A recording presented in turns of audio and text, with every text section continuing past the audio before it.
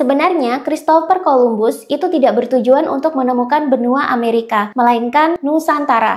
Christopher Columbus itu terkenal sebagai pelaut Italia yang pertama kali menemukan benua Eropa. Inilah yang menandai kontak antara dunia lama dengan dunia baru. Dunia lama adalah Eropa dan Asia, sedangkan dunia baru adalah benua yang baru saja ditemukan oleh penjelajah Eropa, yakni benua Amerika sekarang. Penjelajahan untuk menemukan dunia baru ini didasari karena kemenangan Kekaisaran Turki Ottoman terhadap Konstantinopel di tahun 1453, di mana saat itu Konstantinopel adalah jalur perdagangan utama yang menghubungkan benua Eropa dengan jalur sutra dari Cina dan India. Karena Konstantinopel dikuasai oleh Turki Ottoman yang Islam, maka saat itu jalur perdagangan dengan benua Eropa yang Kristen pun ditutup. Sehingga masyarakat Eropa jadi tidak mampu lagi mengakses rempah-rempah, emas, sutra, dan barang-barang berharga lainnya dari Hindia Timur, alias dari Cina, India, dan Asia Tenggara. Padahal saat itu barang-barang tersebut merupakan komoditas yang sangat laris di Eropa. Karena tekanan dan penutupan jalur Konstantinopel inilah, para pelaut dan anggota kerajaan-kerajaan di Eropa akhirnya mulai berpikir keras untuk bisa mendapatkan suplai barang langsung dari Hindia Timur tersebut. Salah satunya adalah Christopher Columbus yang juga ikutan berpikir keras. Christopher Columbus ini sangat terobsesi dengan Hindia Timur, yang saat itu lebih banyak merujuk kepada kepulauan yang kaya emas di belahan timur Asia, yang saat itu ternyata lebih cocok sebagai Nusantara. Barang siapa yang menguasainya, maka ia menguasai dunia. Karena itu dimulailah pelayaran ke barat untuk menemukan Hindia Timur tersebut. Namun bukannya ketemu dengan Hindia Timur atau Nusantara, tapi Christopher Columbus malah menemukan benua Amerika. Itu saja ia masih bersikeras selama bertahun-tahun bahwa yang ia temukan itu adalah Hindia Timur alias